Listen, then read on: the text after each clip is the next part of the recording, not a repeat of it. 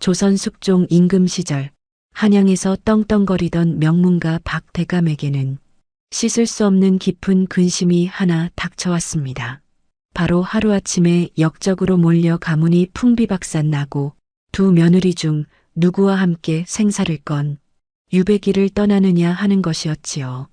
첫째 며느리는 양반 가문 출신이라 평소 박대감의 귀여움을 독차지했고, 둘째 며느리 분이는 시장통 젓갈 장수의 딸이라며 집안 사람들에게 늘 무시만 당하던 처지였습니다.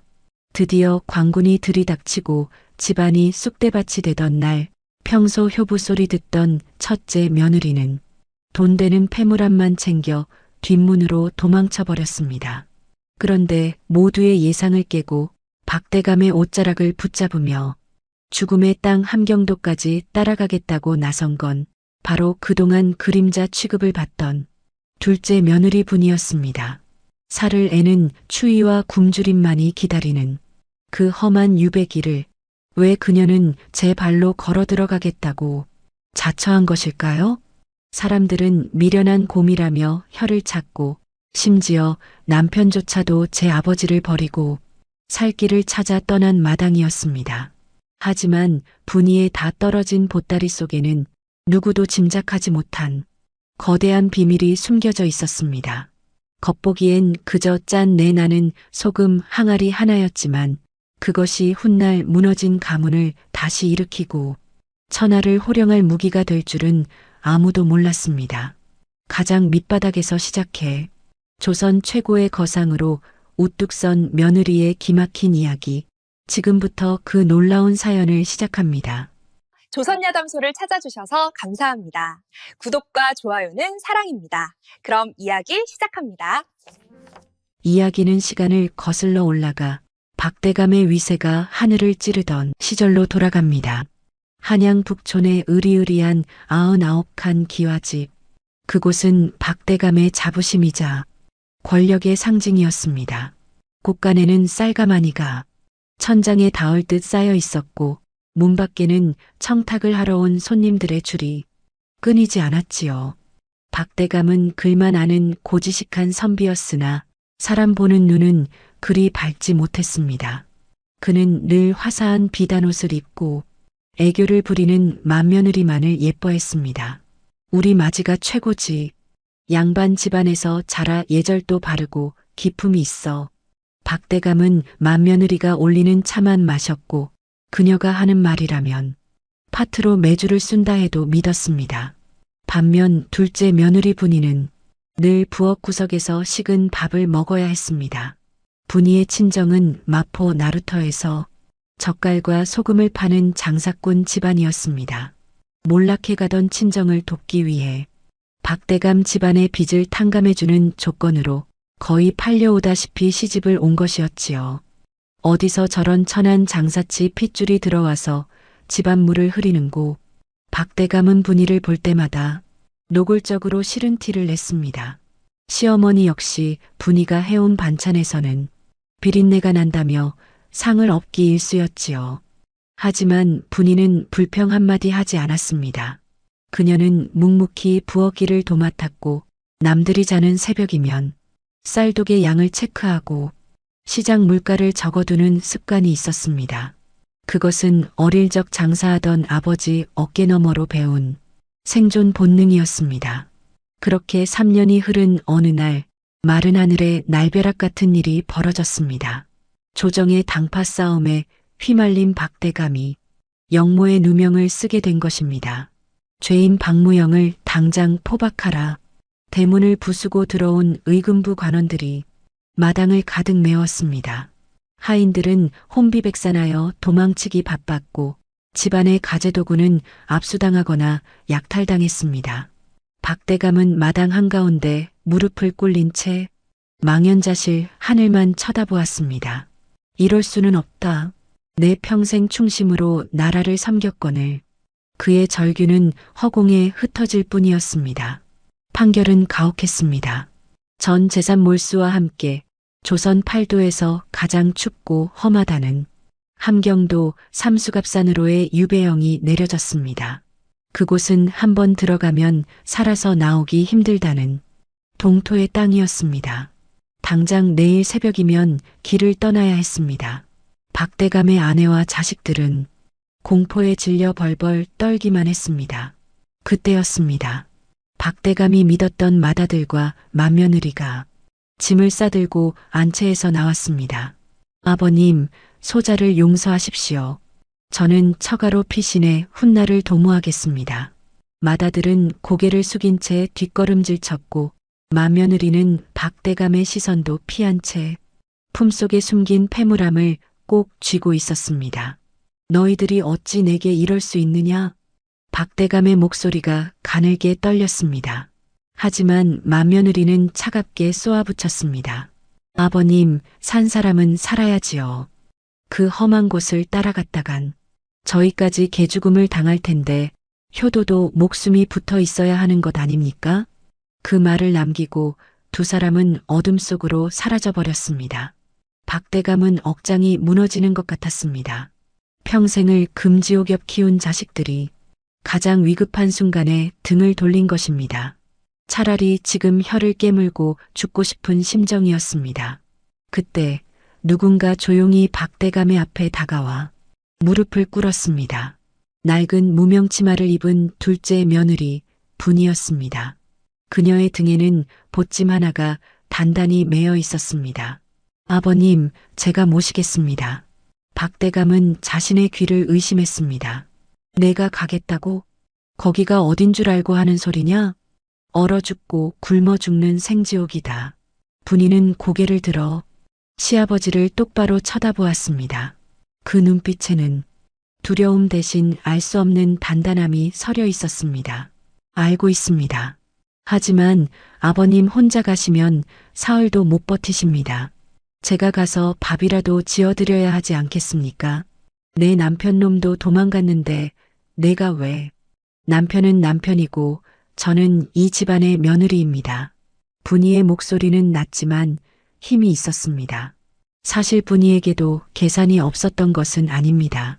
친정이 망하고 갈 곳 없는 처지에 역적의 며느리로 한양에 남아봤자 관비가 되거나 거리에 나앉을 게 뻔했습니다. 그럴 바에는 차라리 아무도 쳐다보지 않는 척박한 땅에서 자신의 힘으로 새로운 판을 짜보겠다는 오기가 생긴 것입니다. 다음 날 새벽 유배를 떠나는 박대감의 행렬은 초라하기 그지없었습니다. 수레 하나 없이 걸어서 천리길을 가야 했습니다. 박대감은 가시 찢어지고 상투가 풀어 헤쳐진 채 터덜터덜 걸었고 그 뒤를 분이가 묵묵히 따랐습니다. 사람들은 그 모습을 보며 수군거렸습니다. 쯧쯧, 저 며느리도 참 기구한 팔자일세. 어쩌자고 다 망한 집안의 노인네를 따라가나. 그러게 말이야. 머리가 나쁘니 몸이 고생이지. 비웃음이 등 뒤로 쏟아졌지만 분이는 한 번도 뒤를 돌아보지 않았습니다. 그녀는 품속에 든 작은 항아리를 한 번 더 고쳐 안았습니다. 그것은 친정아버지가 돌아가시기 전 물려주신 시소금 항아리였습니다. 두고 보세요. 이 소금이 우리를 살리고 당신들의 입을 다물게 할 테니까요. 분이의 입가에 묘한 미소가 스쳤습니다. 함경도로 향하는 바람은 살을 애는 듯 차가웠지만 그녀의 발걸음은 멈추지 않았습니다. 이것은 끝이 아니라 아직 오지 않은 거대한 시작이었습니다. 한양을 떠난 지 꼬박 한 달이 걸렸습니다. 산 넘고 물 건너 당도한 함경도 삼수갑산은 사람이 살 곳이라기보다는 버려진 땅에 가까웠습니다. 칼바람이 살을 베어낼 듯 몰아쳤고 눈 덮인 산맥은 마치 거대한 감옥처럼 사방을 둘러싸고 있었습니다. 박대감과 분이가 배정받은 거처는 마을 외곽에 다 쓰러져가는 초가삼간이었습니다. 지붕에는 구멍이 숭숭 뚫려 하늘이 보였고 벽 틈으로는 황소바람이 들이닥쳐 방 안이나 밖이나 춥기는 매한가지였습니다. 이게 사람이 살 집이란 말이냐? 박대감은 툇마루에 주저앉아 망연자실했습니다. 평생을 비단 이불 덮고 아랫목에서 지냈던 그에게 이 처참한 현실은 죽음보다 더한 고통이었습니다. 하지만 분이는 한숨 쉴 겨를도 없었습니다. 그녀는 짐을 풀기도 전에 부엌으로 들어가 아궁이부터 살폈습니다. 다행히 깨진 솥단지 하나는 남아 있었습니다. 아버님, 일단 방에 들어가 계십시오. 제가 불부터 지피겠습니다. 분이는 언손을 호호 불어가며 마른 풀을 모아 불을 붙였습니다. 매캐한 연기가 방 안을 가득 채웠지만 그 온기마저 없었다면 두 사람은 그날 밤 얼어 죽었을지도 모릅니다. 가져온 식량이라곤 보리쌀 한 대와 말린 시래기, 그리고 분이가 목숨처럼 챙겨 온 소금 항아리가 전부였습니다. 첫날 밤 분이는 묽게 쓴 죽 한 그릇을 시아버지 앞에 내려놓았습니다. 드십시오. 기운을 차리셔야 합니다. 박대감은 숟가락을 들 힘조차 없어 보였지만 살아야겠다는 본능으로 허겁지겁 죽을 삼켰습니다. 그 모습이 어찌나 처량하던지 분이는 고개를 돌려 눈물을 훔쳤습니다. 다음 날 아침이 밝았습니다. 대바람부터 밖에서 거친 발소리가 들려왔습니다. 이보시오. 죄인 박무영이 있는가? 문을 열고 들어선 자는 이 고을의 향리 고달수였습니다. 기름진 얼굴에 쥐수염을 기른 그는 거드름을 피우며 마당 안으로 성큼성큼 들어왔습니다. 뒤에는 몽둥이를 든 왈패 두 놈이 호위하듯 서 있었습니다. 박대감은 황급히 방문을 열고 나갔습니다. 네 이놈, 내가 누군 줄 알고 함부로 이름을 부르느냐? 비록 유배를 왔으나 나는 전직 형조판서였던 몸이다. 박대감은 썩어도 준치라고 아직도 한양 대감의 위엄을 찾으려 했습니다. 하지만 고달수는 코웃음을 쳤습니다. 형조판서? 영감님, 여기는 한양이 아닙니다. 여기서는 내가 법이고 내가 곧 임금입니다. 고달수는 신발도 벗지 않은 채 툇마루에 걸터 앉아 흙 묻은 발을 털었습니다. 유배 온 죄인 주제에 말이 많으시네. 관례상 신고식을 치러야 할 것 아니오? 신고식이라니? 빈손으로 오진 않았을 테고 뭐 챙겨온 것 좀 내놓아 보시오. 앞으로 편히 지내려면 나한테 잘 보여야 할 겁니다. 그것은 노골적인 뇌물 요구였습니다. 박대감의 얼굴이 불그락푸르락해졌습니다. 내게는 줄 돈도 없거니와 있다 해도 내 놈에게 줄 것은 없다. 그러시다면 할 수 없지. 법대로 합시다. 법대로. 죄인은 매일 관아에 와서 점호를 받고 마을 밖으로는 한 발짝도 나가지 마시오. 만약 어길 시에는 곤장 맛을 보게 될 테니. 고달수는 바닥에 침을 퇴뱉고는 왈패들을 이끌고 사라졌습니다. 박대감은 분을 이기지 못해 가슴을 부여잡고 쓰러졌습니다. 방 안에서 이 모든 광경을 지켜보던 분이는 주먹을 꽉 쥐었습니다. 그녀는 알고 있었습니다. 저런 자들은 말로해서 통할 상대가 아니라는 것을요. 이곳에서 살아남으려면, 아니 저들을 짓밟아 주려면 힘이 필요했습니다. 그리고 그 힘은 바로 돈에서 나온다는 것을 분이는 뼈저리게 느꼈습니다. 며칠 뒤 분이는 시아버지 몰래 장터로 나갔습니다. 함경도 장터는 척박했지만 국경 근처라 오가는 물건은 많았습니다. 그녀는 물건을 사는 척하며 장터 구석구석을 살폈습니다. 쌀값은 한양보다 2배나 비쌌고 땔감이며 생필품 가격도 터무니없이 높았습니다. 사람들의 표정은 하나같이 어두웠습니다. 상인들과 몇 마디 나누어 보니 이유를 알 수 있었습니다. 말도 마시오. 고달수 그 작자가 길목을 막고 통행세를 걷어가니 물건값이 오를 수밖에요. 우리는 죽어라 이래서 그놈 배만 불려주는 꼴이요. 분이는 고개를 끄덕였습니다. 이 고을의 돈줄은 고달수가 꽉 쥐고 있었습니다. 하지만 틈새는 반드시 있는 법입니다. 분이는 생선전 앞에서 발을 멈췄습니다. 함경도 특산물인 명태와 청어가 산더미처럼 쌓여 있었지만 제대로 절이지 못해 썩어 문드러지거나 헐값에 팔리고 있었습니다. 이 좋은 생선을 왜 이렇게 버립니까? 소금이 귀해서 그렇소. 내륙에서 소금이 올라와야 하는데 고달수가 소금 장사치들에게 세금을 왕창 매기는 바람에 소금값이 금값이 되었소. 그 순간 분이의 머릿속에 번개 같은 생각이 스쳤습니다. 소금, 사람이 사는데 없어서는 안 될 귀한 것. 그녀에게는 친정에서 가져온 최상급 시소금이 있었습니다. 그리고 어릴 적부터 아버지에게 배운 적은 소금으로도 생선을 썩지 않게 절이는 비법이 있었습니다. 이거다. 이걸로 시작하는 거야. 분이는 집으로 돌아와 챙겨온 소금 항아리를 열었습니다. 하얀 보석 같은 소금 결정이 반짝였습니다. 그녀는 밤새도록 시장에서 주워온 버려진 명태 대가리와 내장을 손질했습니다. 그리고 시소금을 녹인 물에 산에서 캔 약초를 섞어 젓갈을 담갔습니다. 냄새나고 버려지는 것들이었지만 분이의 손을 거치자 감칠맛 나는 귀한 반찬으로 변했습니다. 다음 날부터 분이는 장터 구석에 쭈그리고 앉았습니다. 그녀의 앞에는 작은 항아리 몇 개가 놓여 있었습니다. 젓갈 사세요. 입맛 돋우는 명태 젓갈입니다. 처음에는 거들떠보지도 않던 사람들이 하나둘 냄새에 이끌려 모여들었습니다. 한 번 맛을 본 사람들은 눈이 휘둥그레졌습니다. 아니, 썩어가던 명태로 어찌 이런 맛을 낸단 말인가? 짜지도 않고 아주 깊은 맛이 나네. 소문은 삽시간에 퍼졌습니다. 유배 온 집안의 며느리가 기가 막힌 젓갈을 판다는 소식은 입맛 잃은 고을 사람들에게 가뭄의 단비와 같았습니다. 분이의 젓갈은 날개 돋친 듯 팔려나갔습니다. 돈 대신 쌀을 받기도 하고 땔감을 받기도 했습니다. 허물어져 가던 초가집에 조금씩 온기가 돌기 시작했습니다.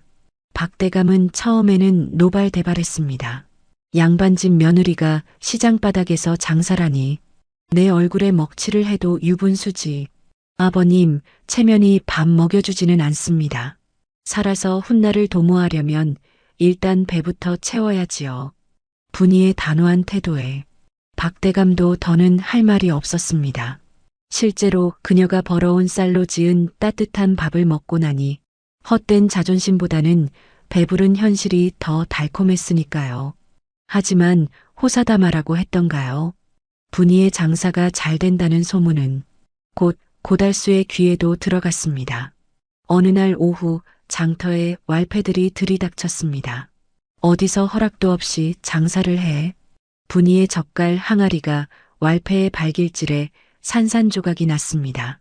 붉은 젓갈 국물이 눈 덮인 바닥을 피처럼 물들였습니다. 사람들이 비명을 지르며 물러섰고 그 사이로 고달수가 비릿한 웃음을 흘리며 나타났습니다. 박대감 며느리라더니 꼴이 아주 볼만하구나. 감히 내 구역에서 돈을 벌면서 나한테 인사가 없어? 고달수는 분이의 턱을 지팡이로 툭 쳐올렸습니다. 분이는 깨진 항아리 파편에 손이 베어 피가 흐르고 있었지만 신음소리 한 번 내지 않았습니다. 그녀는 고달수를 올려다보며 차분하게 말했습니다. 몰라서 그랬습니다. 세금을 내라면 내겠습니다. 세금? 당돌한 여편네로구나. 좋다. 앞으로 내가 버는 돈의 절반을 가져와라. 그렇지 않으면 이 장터에 발도 못 붙이게 할 테니. 고달수는 킬킬거리며 돌아갔습니다. 바닥에 흩어진 젓갈을 주워 담는 분이의 등 뒤로 사람들의 안타까운 탄식이 쏟아졌습니다. 하지만 고개를 숙인 분이의 눈은 울고 있지 않았습니다. 그녀는 깨진 항아리 조각 하나를 품속에 깊이 넣었습니다. 그날 밤 분이는 장부를 꺼냈습니다. 그리고 그 맨 뒷장에 고달수의 이름을 적어 넣었습니다. 단순히 번 돈을 적는 장부가 아니었습니다. 그것은 고달수가 언제 누구에게 얼마를 뜯어갔는지 기록하는 복수의 장부였습니다. 절반을 달라고 했느냐? 그래, 주마. 하지만 그 대가는 내 목숨으로 치르게 될 것이다. 차가운 달빛 아래 분이의 붓끝이 서늘하게 빛나고 있었습니다. 함경도의 겨울은 이제 막 시작되고 있었습니다. 함경도 유배지에서의 시간은 더디고 모질게 흘러갔습니다. 어느덧 두 번의 겨울이 지나고 세 번째 봄이 찾아왔습니다. 분이의 젓갈 장사는 날로 번창하여 이제는 고을 사람들 사이에서 소금댁이라 불리며 없어서는 안 될 존재가 되었습니다. 그녀는 단순히 젓갈만 파는 것이 아니었습니다. 장사를 하며 알게 된 인맥을 통해 고달수가 독점하고 있던 소금 유통망의 틈새를 파고들어 사람들에게 질 좋은 소금을 싼 값에 공급하기 시작한 것입니다. 소금댁 덕분에 우리 식구들이 올겨울을 굶지 않고 넘겼네. 고달수 그 도둑놈한테 바치는 돈이 줄어드니 이제야 살 것 같아. 사람들의 칭송이 높아질수록 관아의 안주인 고달수의 심기는 점점 뒤틀려 갔습니다. 자신의 곳간으로 들어와야 할 돈이 줄어드는 것이 눈에 보였기 때문입니다. 박대감 며느리라. 가만두었더니 기어이 내 밥그릇에 손을 대는구나. 고달수는 곰방대를 재떨이에 탕탕 털어내며 살기 어린 눈을 번뜩였습니다. 그는 단순히 돈을 뺏는 것으로는 성에 차지 않았습니다. 자신의 권위에 도전한 대가가 얼마나 혹독한지 뼈저리게 보여주기로 작정했습니다. 어느 늦은 밤 분이와 박대감이 잠든 초가집에 관아의 포졸들이 들이닥쳤습니다. 역적의 잔당들이 또다시 역모를 꾸민다는 첩보가 들어왔다. 이 집을 샅샅이 뒤져라. 박대감은 속옷 차림으로 마당에 끌려 나왔습니다. 이게 무슨 행패냐? 우리는 죽은 듯이 살고 있었을 뿐이다. 하지만 고달수는 들은 척도 하지 않고 포졸들에게 눈짓을 보냈습니다. 솥단지가 엎어지고 장독대가 깨지는 소리가 요란했습니다. 잠시 후 한 포졸이 박대감의 방 아랫목에서 낡은 서찰 한 통을 들고 나왔습니다. 나리, 여기 의심스러운 서찰이 나왔습니다. 물론 그것은 고달수가 미리 심어놓은 가짜 증거였습니다. 고달수는 서찰을 펴보는 척하더니 회심의 미소를 지었습니다. 한양에 있는 옛 정적들과 내통하여 복권을 꾀하다니 유배형으로 부족해. 아예 삼족을 멸하고 싶어 환장을 했구나. 모함이다. 나는 그런 글을 쓴 적도 받은 적도 없다. 박대감이 울부짖었지만 포졸들은 몽둥이로 박대감의 등을 내리쳤습니다. 억울하면 관아에 가서 고하시지. 여봐라, 당장 이 죄인을 하옥하라. 박대감은 짐승처럼 질질 끌려갔습니다. 분이가 뛰어나가 고달수의 바짓가랑이를 잡았습니다. 나리, 제발 아버님만은 살려주십시오. 연로하신 분이 옥살이를 어찌 견디겠습니까? 고달수는 바닥에 엎드린 분이를 내려다보며 싸늘하게 비웃었습니다. 살리고 싶으냐? 무엇이든 하겠습니다. 가진 돈을 다 내놓으라면 다 드리겠습니다. 고달수는 분이의 머리채를 잡아 얼굴을 들어 올렸습니다. 돈? 그래, 돈도 좋지. 허나 내년이 건방지게 내 구역에서 설친 죗값은 돈으로만 안 된다. 그는 분이의 얼굴에 뜨거운 곰방대 연기를 내뿜었습니다. 사흘을 주마. 그동안 내가 숨겨둔 소금 창고의 위치와 나 몰래 거래한 장사치들의 명단을 전부 적어오너라. 그리고 내년이 번 돈 전액을 가져와 내 앞에서 무릎 꿇고 빈다면 영감의 목숨만은 살려주지. 고달수는 낄낄거리며 돌아갔습니다. 남겨진 것은 쑥대밭이 된 집과 멍하니 주저앉은 분이뿐이었습니다. 마을 사람들은 창문 틈으로 이 광경을 지켜보았지만 누구 하나 나와서 도와주는 이가 없었습니다. 고달수의 보복이 두려웠기 때문입니다. 그날 밤 분이는 텅 빈 방에 홀로 앉았습니다. 차가운 냉기가 뼛속까지 스며들었습니다. 그녀가 3년간 피땀 흘려 모은 돈과 장부 그리고 아버님까지 모든 것을 잃을 위기였습니다. 고달수가 원하는 것은 단순한 재물이 아니었습니다. 분이의 생존 수단을 완전히 끊어버리고 그녀를 철저히 짓밟아 자신의 발 아래 두려는 속셈이었습니다. 만약 소금 거래처를 넘긴다면 자신을 믿어준 상인들까지 모두 고달수의 소나기에 들어가 죽게 될 것이 뻔했습니다. 그렇다고 거절한다면 시아버지가 고문 끝에 돌아가실 것이었습니다. 이러지도 저러지도 못하는 진퇴양난의 상황. 분이는 가슴을 치며 소리 없는 오열을 토해냈습니다. 하늘도 무심하시지. 어찌하여 우리에게 이토록 가혹하십니까? 그때 깨진 장독대 사이에서 달빛을 받아 반짝이는 것이 보였습니다. 포졸들이 난장판을 칠 때 용케 깨지지 않고 구석에 처박힌 그 낡은 소금 항아리였습니다. 분이는 홀린 듯 다가가 항아리를 끌어안았습니다. 거친 온기의 감촉이 손끝에 전해지자 퍼뜩 정신이 들었습니다. 아직 끝나지 않았어. 고달수가 그토록 찾고 싶어 하던 장부. 진짜 장부는 방안이 아니라 바로 이 소금 항아리 밑바닥 소금 속에 파묻혀 있었습니다. 그 장부에는 고달수가 지난 3년간 횡령한 관아의 곡식 양과 백성들에게 불법으로 거둔 세금 내역이 낱낱이 적혀 있었습니다. 하지만 이것만으로는 부족했습니다. 이 장부가 한양의 사원부로 넘어가야 하는데 고달수가 고을의 모든 길목을 지키고 있어 새 한 마리도 빠져나갈 수 없는 상황이었습니다. 날이 밝으면 시아버지는 더 혹독한 고문을 당할 것입니다. 시간은 단 사흘. 그 안에 이 모든 상황을 뒤집을 방법을 찾아야만 했습니다. 분이는 눈물을 닦고 일어섰습니다. 그녀의 눈빛은 이전보다 더 깊고 단단하게 가라앉아 있었습니다. 이제는 피하는 것이 아니라 정면으로 마주해야 할 때였습니다. 비록 그것이 계란으로 바위치기라 할지라도 자신에게는 이 소금 같은 진실이 있었습니다. 분이는 부엌으로 들어가 흐트러진 옷매무새를 단정히 했습니다. 그리고 하얀 소금을 한 줌 쥐어 텅 빈 아궁이에 뿌렸습니다. 소금이 불꽃에 튀는 소리가 적막한 밤 공기를 깨웠습니다. 그녀는 결심했습니다.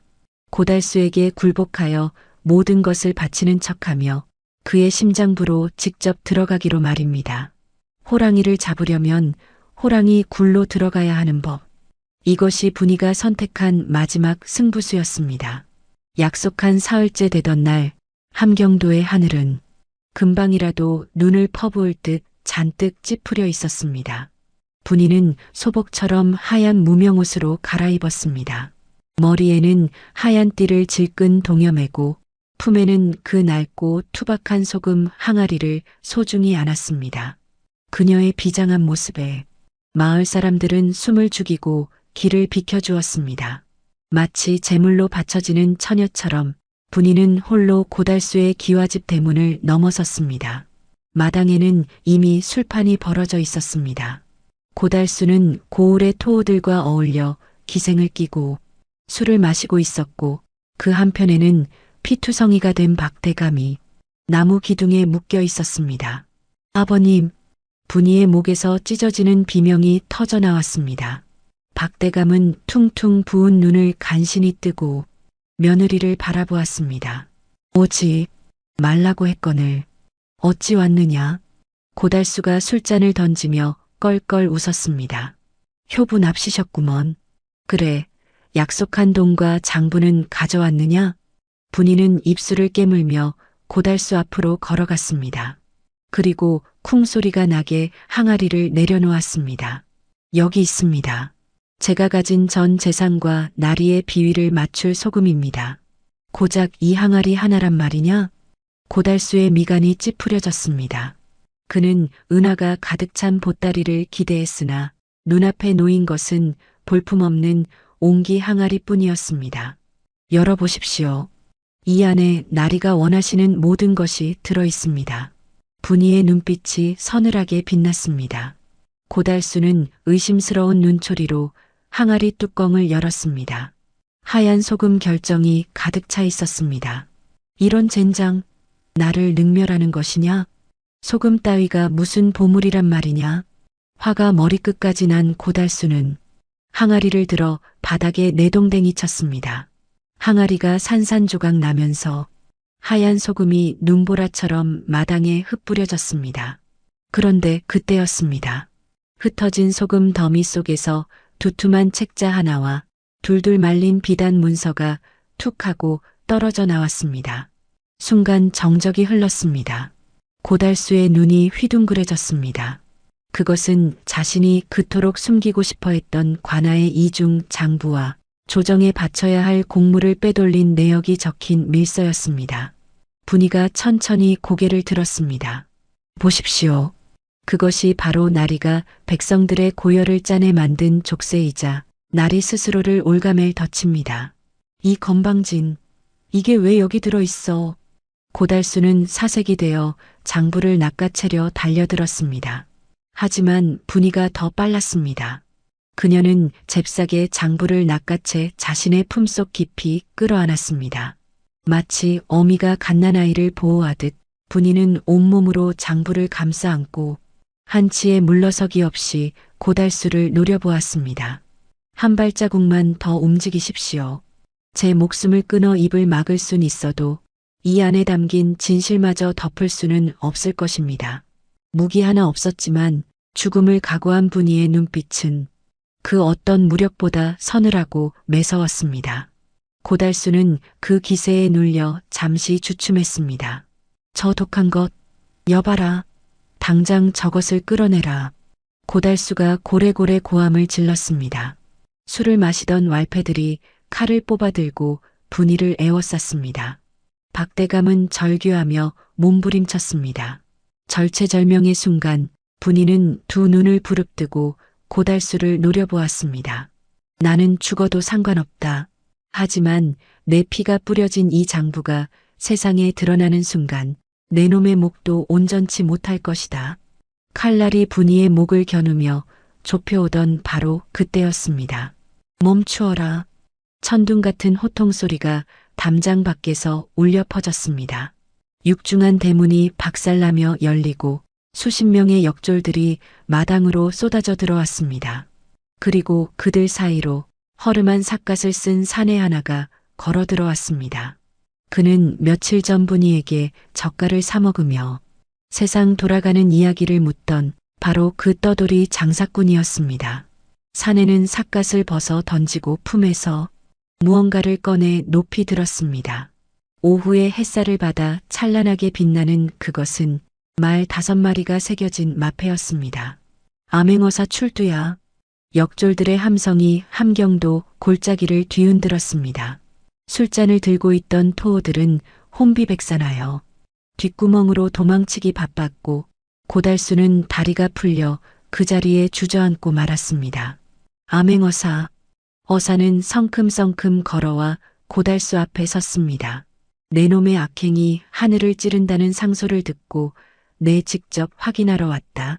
박대감 며느리가 목숨을 걸고 지킨 이 장부가 바로 내 놈의 저승길 노잣돈이 될 것이다. 어사는 분이가 가지고 있던 장부를 집어들었습니다. 소금 범벅이 된 장부에는 고달수의 죄상이 낱낱이 기록되어 있었습니다. 죄인 고달수를 포박하고 억울하게 옥살이 중인 박무영을 즉시 풀어주어라. 고달수는 짐승 같은 비명을 지르며 끌려나갔습니다.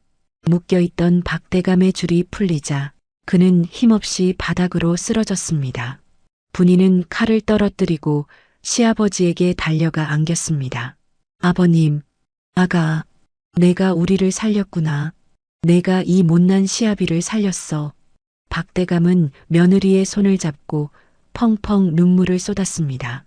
마당에 흩뿌려진 하얀 소금 위로 두 사람의 뜨거운 눈물이 뚝뚝 떨어졌습니다. 그것은 지난 3년간의 서름과 고통을 씻어내리는 가장 짜고도 달콤한 눈물이었습니다. 고달수가 압송되고 함경도에 다시 평화가 찾아왔습니다. 조정에서는 박대감의 억울함을 인정하고 즉시 유배를 풀라는 어명이 내려왔습니다.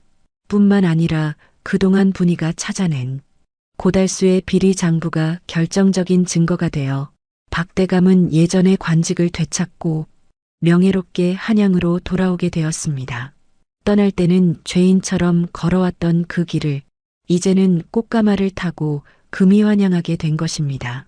함경도 사람들은 심리밖까지 나와 눈물로 배웅했습니다. 소금댁, 부디 가서도 우리를 잊지 마시오. 부인이 아니었다면 우리는 아직도 고달수의 발 아래서 신음하고 있었을 거요. 분이는 사람들의 손을 일일이 잡아주며 작별을 고했습니다. 한양 집으로 돌아온 날 북총거리는 박대감의 복귀를 축하하는 인파로 북적였습니다. 무너졌던 대문이 다시 세워지고 잡초가 무성하던 마당은 말끔히 정돈되었습니다. 그런데 그날 저녁 생각지도 못한 불청객이 찾아왔습니다. 바로 3년 전 패물함을 들고 야반도주했던 맏며느리와 큰아들이었습니다. 그들은 언제 도망갔냐는 듯 비단 옷을 빼입고 뻔뻔한 얼굴로 들어섰습니다. 아버님, 살아 돌아오셨군요. 저희가 얼마나 걱정했는지 모릅니다. 맏며느리는 눈물까지 글썽이며 박대감의 소매를 잡으려 했습니다. 그동안 저희는 처가에서 아버님의 구명운동을 하고 있었습니다. 박대감은 차가운 눈빛으로 맏며느리의 손을 뿌리쳤습니다. 그리고 하인을 시켜 안방에서 작은 상자 하나를 가져오게 했습니다. 그것은 3년 전 맏며느리가 훔쳐 달아났던 그 패물함과 똑같은 것이었습니다. 자, 바꿔라. 맏며느리의 얼굴에 화색이 돌았습니다. 역시 아버님은 나를 버리지 못하시는구나 생각하며 상자를 열었습니다. 하지만 그 안에는 보석 대신 하얀 소금이 가득 들어 있었습니다. 아버님, 이게 무엇입니까? 박대감은 엄한 목소리로 꾸짖었습니다. 소금이다. 음식이 썩지 않게 막아주는 것이지. 허나 너희의 양심은 이미 썩을 대로 썩어 이 소금으로도 되살릴 수가 없구나. 박대감은 대문 밖을 가리켰습니다. 당장 나가거라. 내 재산은 너희에게 단 한 푼도 줄 수 없다. 너희가 가져가야 할 것은 그날 훔쳐간 패물함 하나뿐이니 그것으로 남은 생을 부끄러워하며 살거라. 쫓겨나는 큰아들 내외의 등 뒤로 대문이 쾅 하고 닫혔습니다. 박대감은 뒤에 서 있던 분이를 불렀습니다. 아가, 이리 와 앉거라. 박대감은 품에서 두툼한 열쇠 꾸러미를 꺼내 분이의 손에 쥐어주었습니다. 이 집안의 모든 곳간과 재산을 관리하는 안주인의 열쇠였습니다. 사양하지 마라. 이 집을 다시 세운 건 내가 아니라 너다. 그 험한 유배지에서 내가 흘린 땀과 눈물이 아니었다면 우리 가문은 이미 역사 속으로 사라졌을 게다. 박대감은 분이가 가져왔던 그 낡은 옹기 항아리를 어루만졌습니다. 사람들은 금은 보화가 귀하다 하지만 나는 이제 안다. 세상에서 가장 귀한 것은 썩어가는 것을 막아주는 이 소금 같은 마음이라는 것을. 분이는 떨리는 손으로 열쇠를 받아들었습니다. 그녀의 눈에서 참았던 눈물이 소리 없이 흘러내렸습니다. 그날 밤 분이는 장독대에 올라 하늘을 올려다보았습니다. 유난히 밝은 달빛이 마당에 가득 쌓인 항아리들을 비추고 있었습니다. 분이는 항아리 하나를 열어 소금 한 줌을 쥐었습니다. 까슬까슬한 감촉이 손바닥을 찔렀습니다. 인생이란 참으로 묘한 것이지요. 처음에는 그저 짜고 쓰기만 한 줄 알았습니다. 헌데 그 짠맛이 배어들어야 비로소 내면이 단단해지고 모진 세파에도 상하지 않는 힘이 생긴다는 것을 이제야 깨닫습니다. 그녀는 손에 쥔 소금을 다시 항아리에 담으며 독백했습니다. 누군가는 나를 미련하다 비웃었고 누군가는 천하다 손가락질했습니다. 하지만 저는 후회하지 않습니다. 가장 낮은 곳에서 흘린 땀방울이 모여 가장 높은 곳에서도 변치 않는 소금꽃이 되었으니까요. 이제 이 소금으로 다시는 우리 가족의 행복이 썩어 문드러지지 않도록 지켜나갈 것입니다. 바람이 불어와 분이의 옷자락을 흔들었습니다. 그녀의 입가에는 그 어느 때보다 편안하고 단단한 미소가 걸려 있었습니다. 그것은 긴 겨울을 이겨내고 피어난 매화처럼 고난을 겪어본 사람만이 지을 수 있는 아름다운 미소였습니다. 오늘 이야기 마음에 깊은 울림이 있으셨는지요? 구독과 좋아요로 소중한 인연이 이어졌으면 합니다. 여러분의 따뜻한 마음에 가슴 뭉클한 사연으로 정성껏 보답하겠습니다. 지금 어느 지역에서 함께하고 계신지 편하게 댓글로 말씀 주시면 감사한 마음 담아 반갑게 인사 올리겠습니다. 백내에 늘 평안이 깃들길 바라며 지금까지 조선야담소였습니다. 감사합니다.